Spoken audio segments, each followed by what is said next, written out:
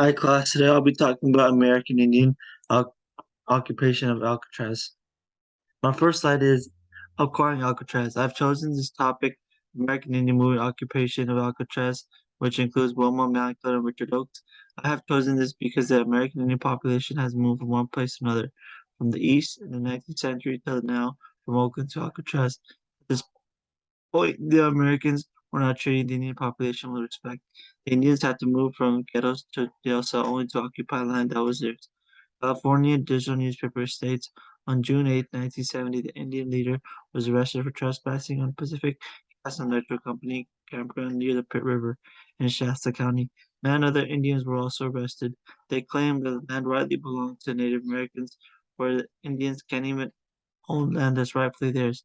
In the California newspaper edition, Richard Oakes, Anna Oakes, wife of injured leader Richard Oakes, still fears her husband's life. Richard, 28, a fiery Mohawk who had led the Indian invasion of Alcatraz, was beaten unconscious on June 11th during a tavern brawl and remains partially paralyzed condition. Richard Oakes was fighting to claim the prison as theirs and was denied. Instead of the white folk accepting the prison for the Native American community, they fought back and harmed Richard Oakes and the leader of the movement. My second slide is Richard Oakes, which is from the passage A Journey to Freedom, the life of Richard Oakes in 1942 to 1972. He had influenced the takeover of Alcatraz and occupy of the Indian land. Other Native Americans followed his example. He had fought challenged the government to occupy Alcatraz. The government did not want him there. My third slide is strength and unity. This picture depicts the strength of the Indian people as they're united and all stand as one. They are fighting for inequality even though they have fences with barbed wires around them. They have enough strength and unity to show hope in time of crisis for their people. They are both dressed in modern Indian clothes to show their unity. They are raising their arms to show that they will not endure any more inequality. So I have three pictures, which is of Alcatraz. The one on the top right is about Indian community settled in Alcatraz.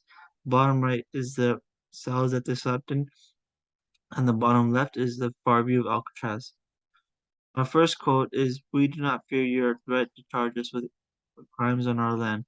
We and all other oppressed people would welcome spectacle proof before the world of your title by genocide. Nevertheless, we seek peace," which is by Richard Oakes. It's from the article Richard Oakes, an activist for Native American rights. Richard Oakes states that they are falsely imprisoned with crimes that they did not commit. He states that Indians are pushed to the edge and paid for harassment by death, which that's why he states genocide. My second quote of Richard Oakes is, "We invite the United States to acknowledge the justice of our claim.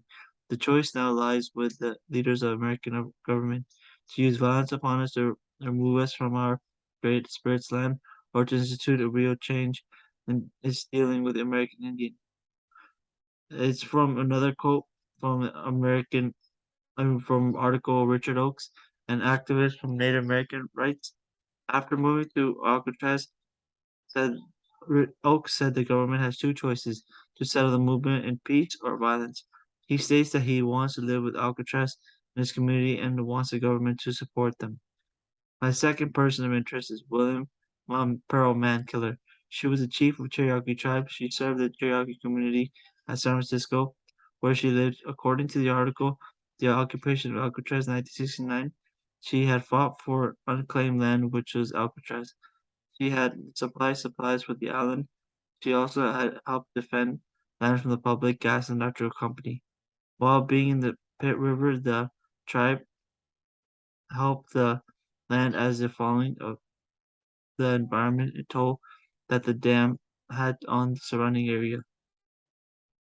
My first quote from Woman Man Killer is the article from National Women's National History Museum states, "One of the things my parents taught me, and I'll always be grateful, is to not let ever anybody else define me, but for me to define myself."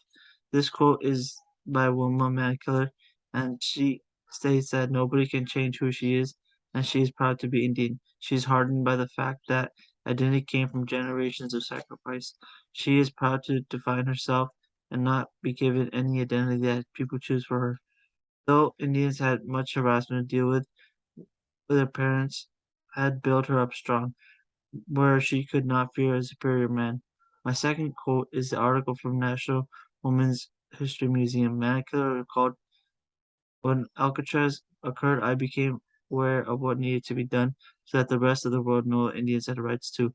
She had known the importance of claiming Alcatraz to give her people an identity that they could uphold. She wanted Indians to be heard by the Americans that they had enough of being pushed from their land, from the Trail of Tears to moving east to west. She had an epiphany that she had needed to help her people win this piece of land so they can establish a strong Native American community. These are my references. Thank you.